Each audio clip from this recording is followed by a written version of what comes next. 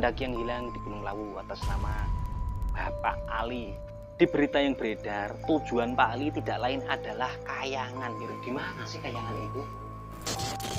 Dan satu hal yang membuat cerita ini semakin menarik adalah ternyata tujuan Pak Ali ritual ke Gunung Lawu ini untuk mendapatkan harta karun berupa peti emas gaib.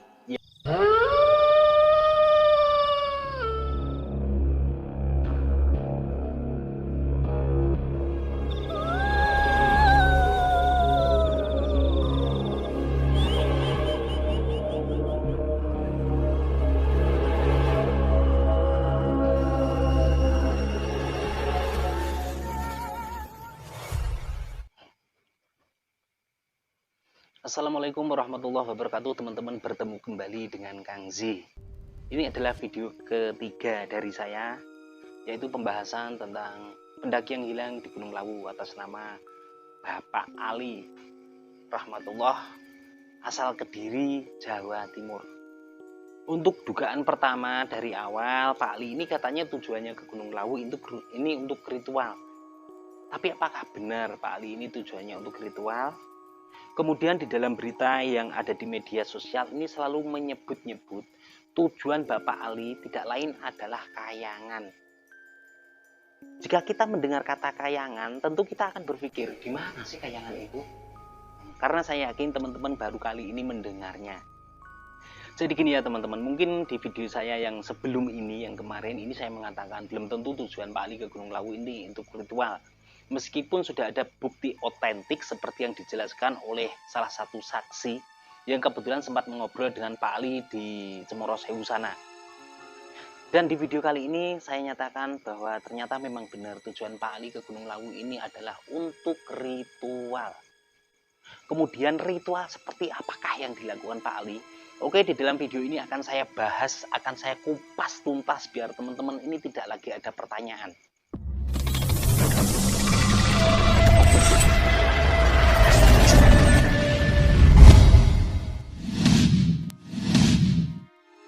Kemudian selanjutnya adalah di berita yang beredar, tujuan Pak Ali tidak lain adalah Kayangan. Di mana sih letaknya Kayangan itu? Karena bertahun-tahun saya ini mendengar kata Gunung Lawu, tapi baru kali ini mendengar yang namanya Kayangan.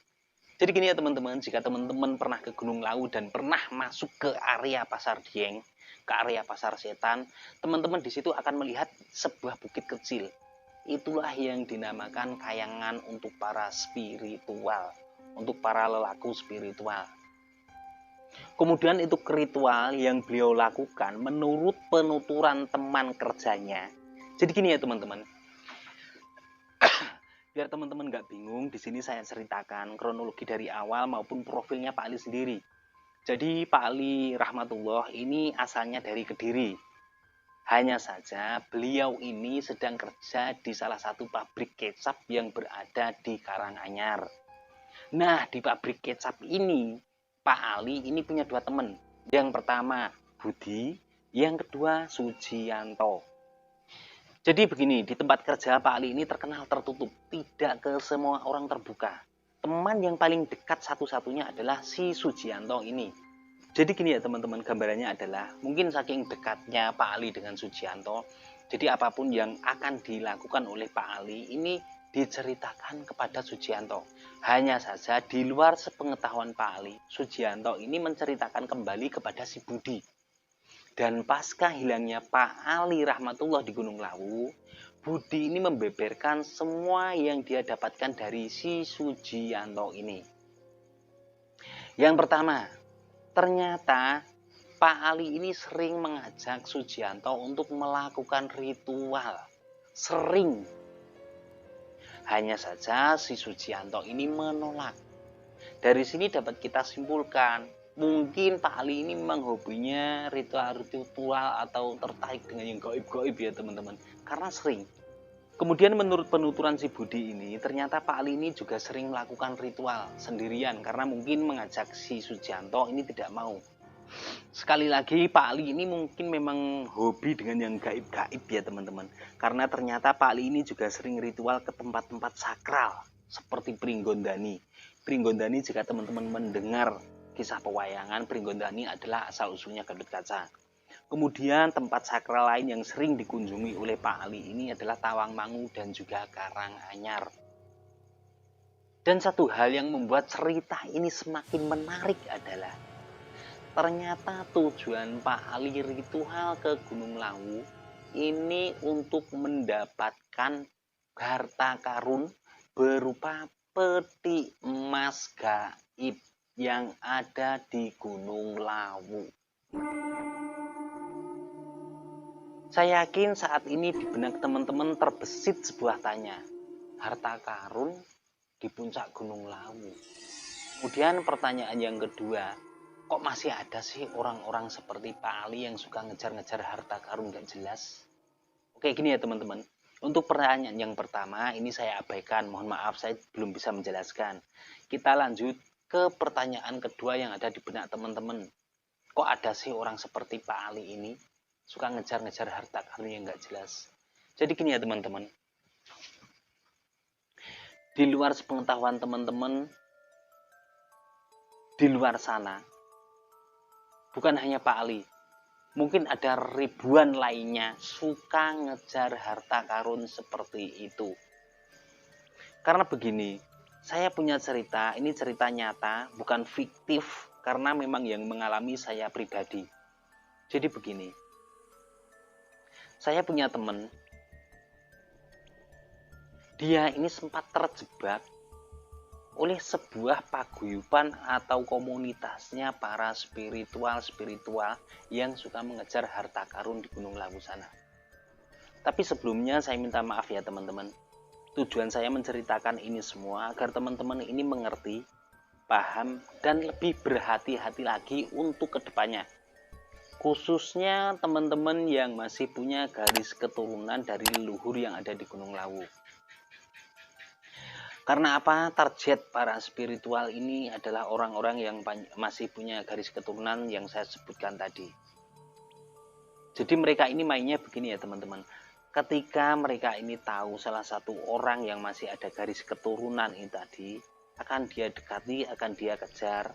Setelah dapat, akan dia masukkan ke komunitasnya. Biasanya ini punya grup WA.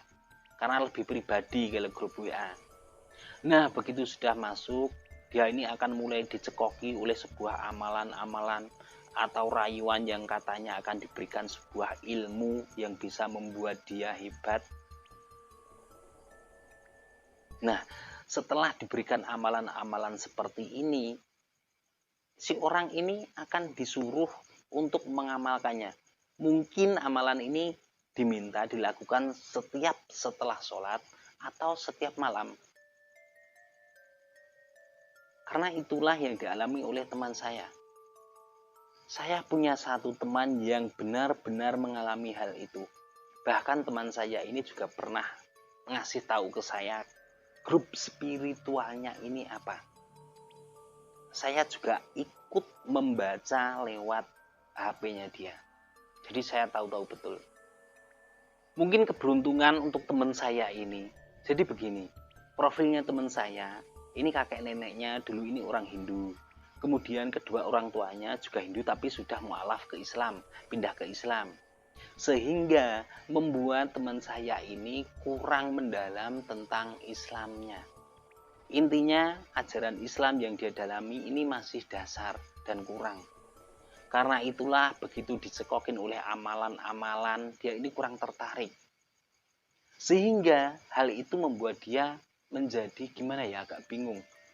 Dari situlah mungkin dia ini menceritakan hal tersebut kepada saya.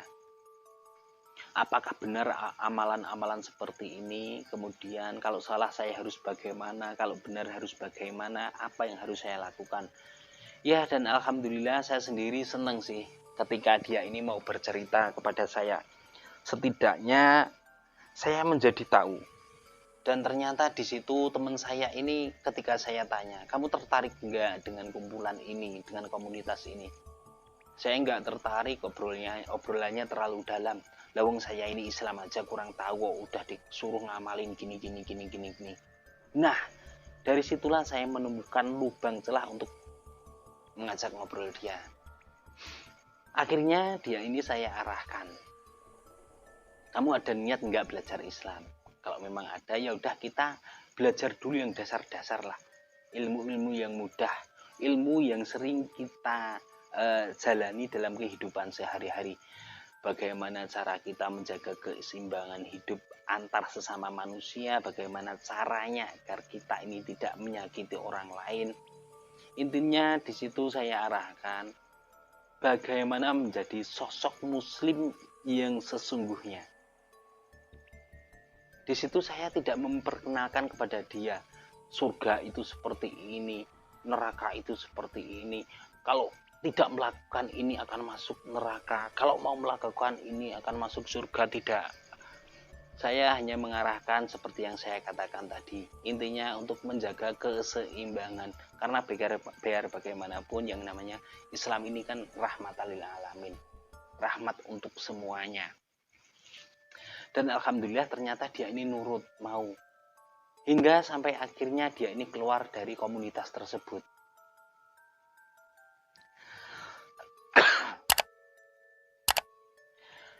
Kita kembali ke pembahasan orang-orang seperti Pak Ali ya, yang mungkin jumlahnya ribuan di luar sana. Cara main mereka ini adalah ketika sudah bertemu dengan orang seperti teman saya ini tadi, dengan janji akan diberikan ilmu, kemudian nanti ilmunya akan dites. Dan lucunya adalah pengetesan ini akan dilakukan di Gunung Lawu sana. Dengan alih-alih pengetesan ilmu, padahal tujuannya ini lain. Mereka ini ingin si anak yang masih punya garis keturunan darah ini membuka cakra di sana, membuka pintu gerbang di sana. Ketika sudah terbuka, kesempatan dia masuk dan mengeruk itu semua. Karena itulah kita tetap berhati-hati terhadap orang-orang yang suka mengamalkan sesuatu dengan tujuan selain ridho Allah. Lebih baik kita kenal dengan ustadz, dengan kiai yang jika pun memberikan amalan ini tujuannya untuk mendekatkan diri kita kepada Allah atau meningkatkan kecintaan kita kepada baginda Rasulullah SAW, itu saja sudah enak. Kita nggak usah neko-neko untuk gaib ini. Biarkan gaib, jika memang kita diberikan kelebihan bisa melihat gaib atau apa, biarkan datang dengan sendirinya dari Allah. Kita nggak usah mengejar-ngejarnya. Dan saya yakin jika memang video ini ditonton banyak orang atau setidaknya 100.000 orang, dari 100.000 penonton ini saya yakin di antara teman-teman pasti ada orang yang sedang saya bahas ini. Mungkin hatimu akan mulai memberontak, mulai membenci saya, atau apalah, terserah, monggo. Yang jelas, apa yang saya ceritakan ini tujuan saya tidak lain adalah agar orang-orang yang masih punya garis keturunan dari leluhur yang di Gunung Lawu ini lebih berhati-hati dalam mengenal orang. Karena apa yang namanya harta karun, entah itu harta karun maupun pusaka-pusaka seperti keris, tombak, dan lain-lain, keberadaannya ini adalah untuk keseimbangan alam. Jangan diambil, jangan ditarik. Biarkan dia berada di tempatnya. Karena biar bagaimanapun kita ini hidup berdampingan dengan yang namanya gaib. Janganlah usik yang gaib. Kita nikmati, kita jalani saja kehidupan nyata ini. Karena apa, yang gaib itu juga bisa marah. Karena yang gaib itu juga bisa tersinggung. Alangkah indah jika kita ini dapat menjaga keseimbangan tersebut. Gambaran lain dari apa yang saya katakan adalah kalau tidak mau dicubit, nggak usah nyubit, gitu aja lah. Enak toh.